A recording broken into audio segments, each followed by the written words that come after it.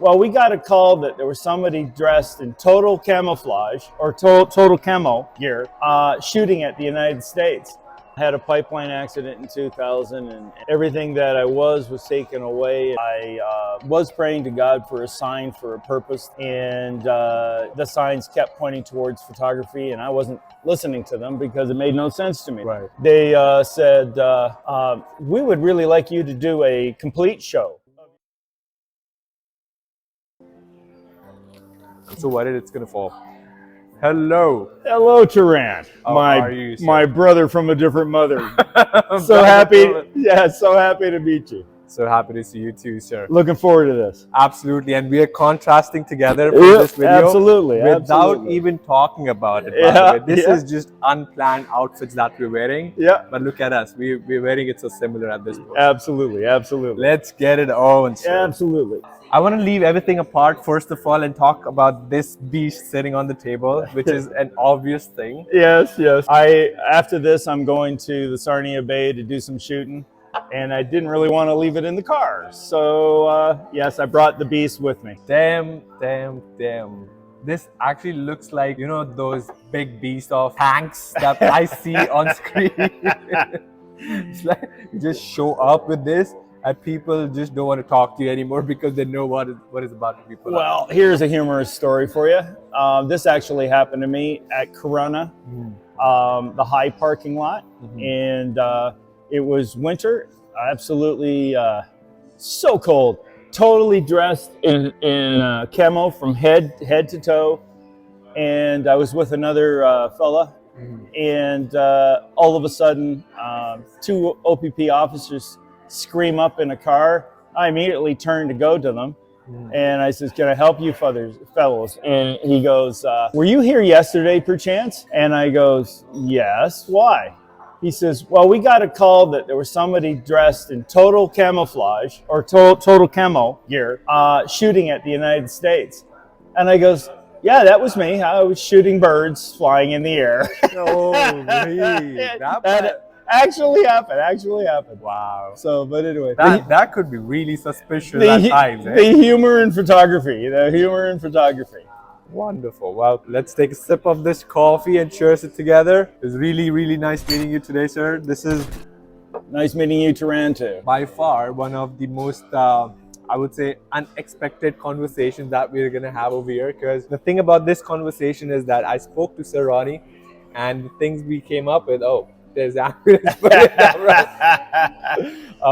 The thing we spoke about in terms of mindset, in terms of the way we operate in life. Yes. I generally felt really connected with this gentleman sitting in front of me. I want to keep it a secret how I got to know you. Yes, that's fine. We'll get it on for the next video, maybe. Yeah, that's absolutely. That's fine. And today we're going to explore Sir Ronny and his experience, and let's go on with the flow. Okay. So, Sir Ronny, can you please introduce yourself to the audience, please? My name is Ronny Rooster. That is my Facebook handle. My real name is Ronny Dehaney. Nobody could remember Dehaney, so out of frustration, I switched it to what Dehaney means, the rooster. The Facebook algorithm would not include the, so I became Ronny Rooster. It's a handle that's really proved to work well. That's a story for Sir Ronny. Yeah. And honestly speaking, I want you all to check out his Facebook page because you are going to see so unexpected things out there, but at the same time those unexpected things are going to make you feel exceptionally satisfied once you actually watch it. Well, that's kind of how I got into photography. I had a pipeline accident in 2000 and everything that I was taken away, and out of the ashes photography was presented to me, and I found it to be healing, and along the way got to find out that it was healing for so many people. That ended up becoming a driving force within me, and it actually is the driving force that compels me to go out as often as I do, because I know there's folks out there that are apartment ridden, house ridden. COVID really made me aware of the effect nature photography was having on so many people, and as a healing factor while we went through the journey of COVID. And it was a healing factor for me as well. So it's been a fantastic journey, and it's continuing. It's ongoing. Absolutely. I guess there are certain times in life where people go through those dip moments. It's like you go with a ascent of incline in your life, you keep doing well, everything is happening around you, but at the same time there comes a point in life which just switches in you, and then some kind of experience of life pulls you down to the rock bottom of it. Yes. And that is where you need to find yourself and be okay and comfortable with yourself. And Yes. I believe that is where you also grow as a human. Yes. It's part of evolution. Yeah. Strengthening the things that remain. If some things are taken away, look for what remains, see what you can do to adapt with it, and press forward. Yes. I mean, since we're on this topic, if you're comfortable talking about it, can you please address things in detail, like what actually happened with you and how did you switch on to photography and find your passion into it, if you don't mind talking about it? Well, I definitely don't mind talking about it. I was so reluctant to get into photography. It made no sense to me. I am a non-denominational believer. I was praying to God for a sign, for a purpose, and the signs kept pointing towards photography, and I wasn't listening to them because it made no sense to me. The world's full of healthy people that shoot all over the world, and I couldn't even travel outside of Lambton County for years. But after getting hit over the head by 3 2x4 signs and then finally the 4x4, I looked up and I went, okay, I'll buy a simple camera. Prove to me I'm not nuts in 1 year, and then I'll buy a professional camera. And I actually said, I will not knock on any door. I will not pick up any phone to call anybody, but I will answer any door and I will pick up any phone. And if it's related to the photography, no matter what it is, I will say yes. That was the deal I made with him. And I wrote the date on the calendar, and it was real to me. It was real for me. Right. So I kid you not, during that first year, a fellow came to my door, saw one 4x6 picture that was enchanted green. The picture was called Enchanted Green.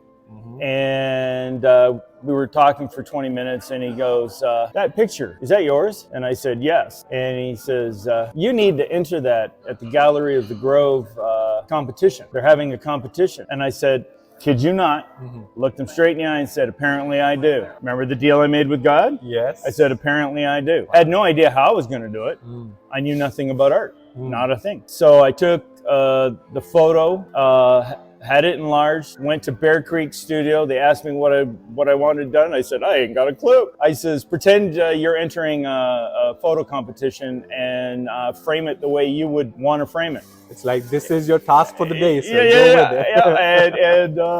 and you come back, I'll come back and I'll pay for it. Well, I never thought for 1 second that it'd go anywhere.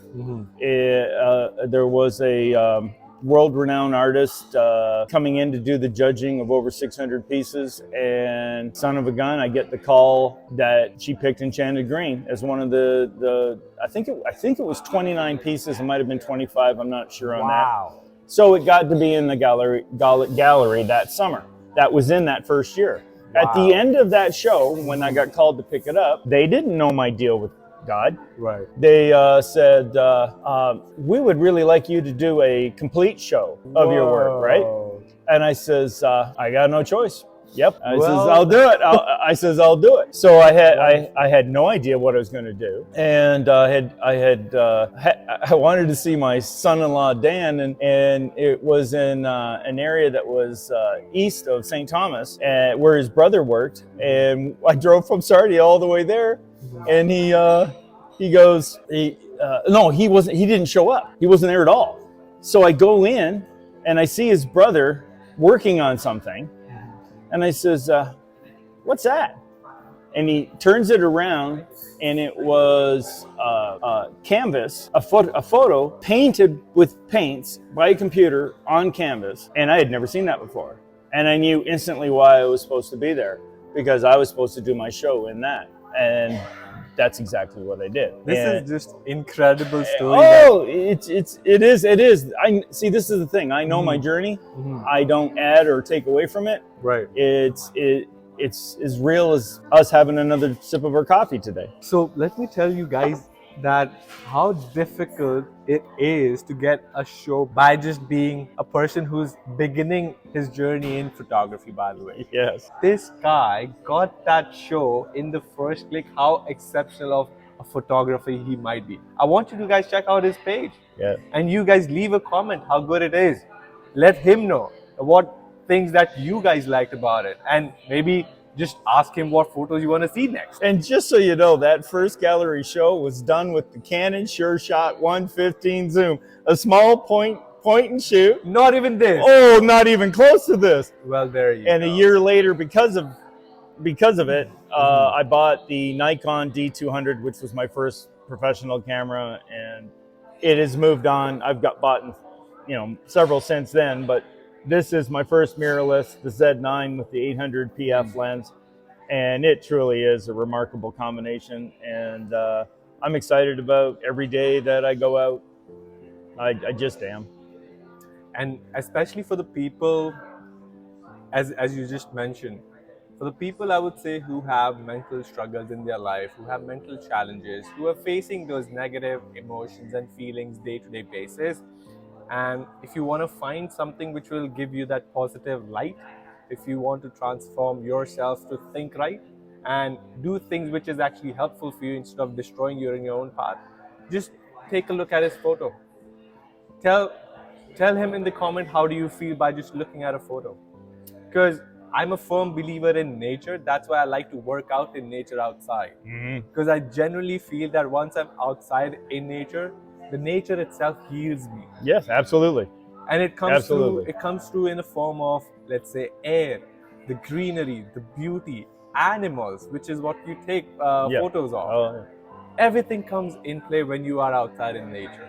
Yeah. Even if you look at nature, you just feel good about it because there's nothing bad about it. Yeah, absolutely. You mentioned light. I said a common phrase of mine is, I chase the light so I can share the light. Ooh, that's too deep. That's too deep. It's one of my favorite sayings. Wonderful. Yes. Yeah, I want to take him to Fanshawe Park and see the ospreys diving for the fish and catching them. He'll really enjoy that experience. Comment down below. I want to go with this guy and show you guys what it is. Okay, but the point about being in Canada and being around people is what I've experienced so far, especially the people of my generation. People of my generation have this attitude, have this ego, have this arrogance in them. I don't understand for what though. They have it.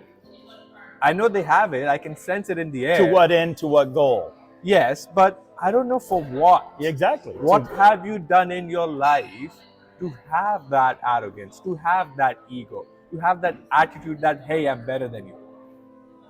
Because when I come across those people, and when I come across somebody like you, who is an exceptional person, who's not even close to those kind of people, who is being so kind, who is being so humble, who is being so grateful of life.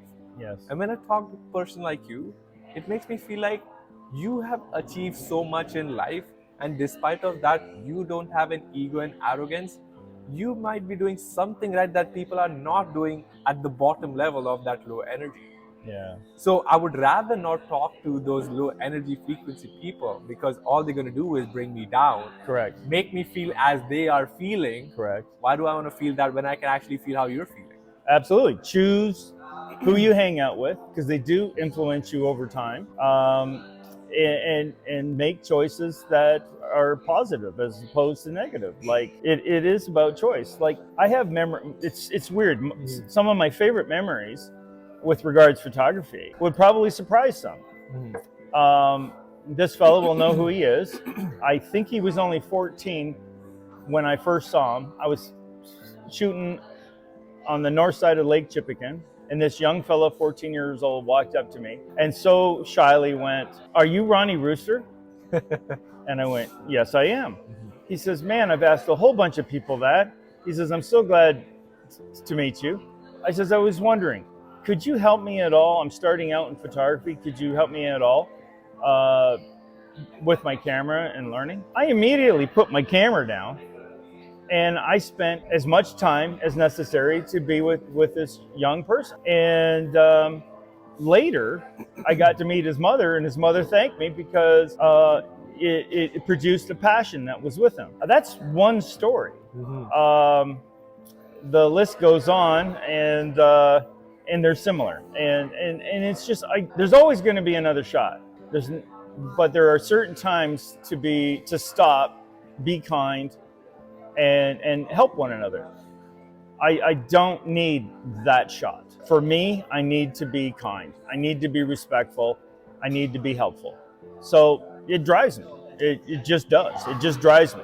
That is what makes us human. Yes. By sharing things Absolutely. that we learn from each other. You know what? This is actually the point I wanted to make for the people too. As a young person, this is my time of learning. So I cannot have that ego. I cannot have that attitude. I cannot have that arrogance that, oh, I know it all. I'm better than you. No, I still have a lot of things to learn. I love how he said, this is my time of learning. I'm 66 years old. Guess what?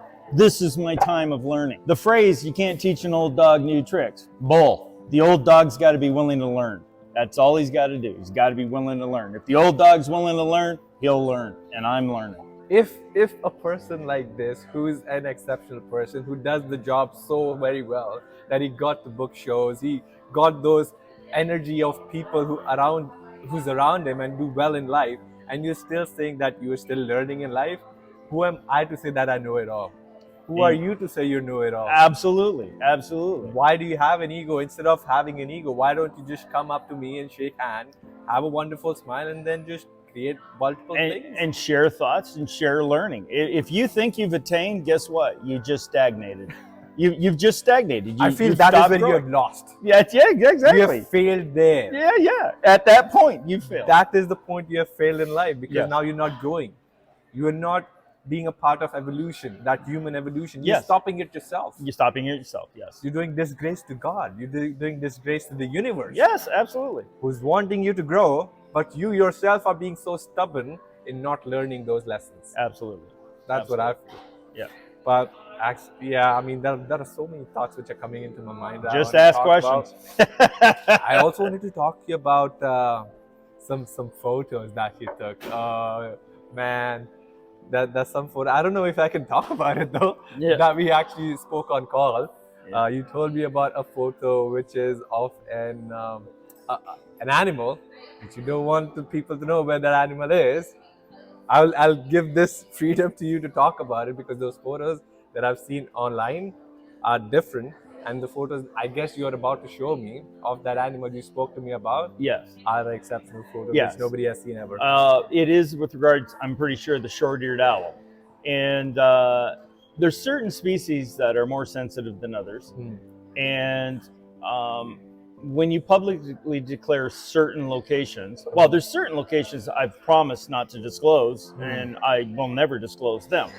But there's also other locations where, indeed, the subject is there, but you know that if it gets public, the place will get inundated with folks, and it can drive the species away from that area. And the reason they came was that it's a habitat that's good for them. I didn't used to feel that way because I wasn't aware of it. Is this that growing thing that we're talking about, the learning thing? Well, in photography, there's things that one must develop and learn as well as to the preservation of species. It's not about selfishness whatsoever. It's got nothing to do with that. It's got to do with protecting the species. And I will take pictures for a time, and then I will just leave, and I still won't disclose, because I'm nervous about the next person putting it on a site, the location, and 100 people showing up. Like I stopped going to the short-eared owls, well, close to a month ago, and I'm not even sure if they're still there, but because I know they will be migrating. But sensitive species need to be protected, and sometimes people, without knowing it, I understand everybody wanting to get the shot. It's not that I don't. Because it is so exceptionally rare Yes. that only if you can be there, you can take the advantage of having that photo. Yes. If you're not there, you just lost it for the rest of your life. Yes. That's how important and that's how precious that is. It's like a Kohinoor diamond. Yes. If you can get it, the world means it's like the world to you now. Yes. Yes. Absolutely. But by the way, I just wanted to address people like how long has it been since you have been in photography now? Like, what's the time frame now? Well, the first, when I started, it was 35 mil. That Canon Sure Shot was a 35 mil camera. That first camera was a 35 mil camera, Canon Sure Shot 115 zoom. And the first roll that I shot was in early December on a trout stream, Young's Creek. And it has a lot of coniferous forests, so it was predominantly scenic shots. And I took 2 rolls, and Sorry to cut you off, but do you still have those photos? they are somewhere. In fact, I still have 1 canvas piece because I'm going to show it to the people. Like, these are the first photos that you took. yeah, the first show, I have 2 of those pieces on canvas hanging in my house. I need those photos. I'm going to show it right here on the screen. Yes, Fallen Leaves and Enchanted Green were on those first 2 rolls.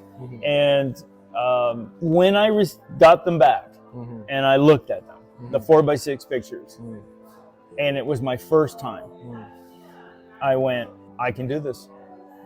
Wow. You know, and that was in December of 2002. 2002, and we're now sitting in 2020. Yeah, exactly. Now, it has been a long process of learning, but every step of the way, totally enjoyable. And I've always gotten shots that kept me moving forward. I mean, there's more shots that are not good than good. But when you still get shots that you go, wow. My rule of thumb is, if I can't hang it on a wall and look at it every day and have a smile in my heart, that's not the shot. That's what I'm always looking for when I box frame before I click. Will it look good on the wall? And that's my rule of thumb. And this is also what I feel with art, specifically towards art, especially for the people who are exceptionally good at their art and skill, is they can be their own judge. If people say it's good or bad, it should not affect your art because you know what's the capability you have, Yes. the potential you have to create it to that 100% potential. Beauty's in the eyes of the beholder. Absolutely. I have been constantly amazed in this journey with Facebook where some photos have gotten attention. Like I thought, man, this is special, right? I'm very prolific in my sharing on Facebook, as anybody going to the site will see. But it's amazed me, ones that I put up and I went, well, I liked it, but I don't think this is going to do much. And bam, it hit a nerve with so many people. And that is the amazing thing about beauty being in the eyes of the beholder. So it also is one of the reasons I tend to share maybe a little more than most. But I'm also sharing my journey. It's not somebody else's journey. Like some people only, and I get it, some people only post 1 pic for an event. I got no problem with that. I understand that.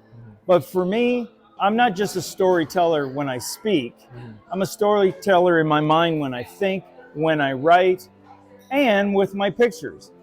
I want to show a story in the collage of several photos that has an idea of what my experience was. And some people might not like that.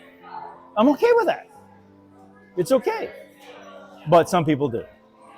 And I shoot for me as well as others. It's basically a concept of manifestation in progress. Yes, absolutely. You just think, You write it out if you want to, and then just do it. Mhm. That's how it works. That's how it Absolutely. works with nature. And I wanted to ask you a question for, let's say, somebody who's watching this who is wanting to get in photography, a new person who's wanting to learn and grow. What would you suggest to that person to take that first steps with? Well, know your budget, and there's nothing wrong with buying used equipment at all. I will say this: if I'm, I'm going to give the advice that I would give Ronnie Dehaney 20 years ago. Okay, let's hear it. Don't be afraid of manual photography. Don't get stuck on auto. Because of my concussion and my accident, I had this fear of technology, and many things I had already seen would produce a severe headache, and I was afraid of that, because I mean severe. And a friend, manager of a camera store, he taught me manual photography without me knowing I was being taught manual photography. That's how easy it is, folks. Like we went out shooting, and he said, "Can I see your camera?" And he changed one thing to manual, everything else is auto. And he'd say, "You're shooting auto." He says, "But this one thing," he says, "this is what this does." He says, "Play with it for the day." He says, "At the end of the day, if you want me to switch it back, I'll switch it back." At the end of the day, I said, "No, I like that. That was okay." 2-3 weeks later, we're out doing photography, and he says, "Can I see your camera?" And the first one was shutter, and the second one was f-stop. And this happened like 5 times. And I remembered the next time we went out, I handed him the camera to see what it was going to do. And I kid you not, he goes, "What are you doing?" I said, "Well, aren't you going to change something?" He goes, "Don't have to. You're shooting manual now." It hit me like a ton of bricks. He found a way to teach me where all others had failed before him, because they were using too much tech data. He just did it. Don't be afraid of manual. You will make mistakes just like I did. You will build on those mistakes. They're building blocks, but you will get more of what you want. And hey, I've been doing it quite a while now, and there's still days that I'm a bit off, but I wouldn't change it for the world. I'm in control of what my picture is going to look like, and I absolutely love it. What I can understand from what you just mentioned is growth is where you fear the most going. Yeah. It's like the time and the situation that you're ignoring the most, that you're running away from most, that is where you go in. Yes. And you find yourself into it and be comfortable with that thought. Yes. And that is where you grow as a person. Yes. Because that is actually the very same thing which happened to me too. I'm not used to video. I'm not used to creating videos on YouTube and posting it to public and showcasing my life and what I do in my life. But the day I decided to do it, I was nervous too. Oh, for sure. I had that anxiety too. Oh, what are people going to talk about it? What are my parents going to talk about it? Oh, are they going to be okay with it? Oh, what if somebody tells this, somebody tells that? But you know what I did? I just mute it all. I just clicked that silent button to the world and just went on with a full volume cranked up to my own life journey. Absolutely. This is what I'm going to do. This is what I want to do. Even if I fail, I'll give myself a decade to fail. If that decade ends and if I'm still failing, okay, I'll decide to stop doing it. But if I pass and get successful in life, look at the wonders of life then and enjoy the beauty of it. Absolutely. Okay, and before we close off this video, anybody who is coming to Canada, let's say as a student, as a new immigrant, what would you like to tell to those people who are just now starting their journey in Canada? Is there any advices that you would like to give to them? Any thoughts that you have for them that you want to share with them? Absolutely. Be passionate about what you put your hand to. Don't listen to the naysayers. One step at a time. A step of failure is just a stepping stone to learning from it and moving on to a higher step. And keep going, keep going, keep going. And enjoy your time in Ontario and in Canada. And if you happen to be in Sarnia, in Sarnia. Well, you heard it, lovely people. This is Ronny Rooster right here next to me. I am Taran. This is Taran on the Spot you're watching. We're going to continue more conversations with Ronny, and we'll probably go on a journey and a trip for photography sometime soon. Absolutely. It was really, really nice meeting you, sir. You too, my brother Thank from you. a different mother. Brother from another mother. There we go. Thank you very much for your time, sir. Yeah, it was a pleasure. It truly was.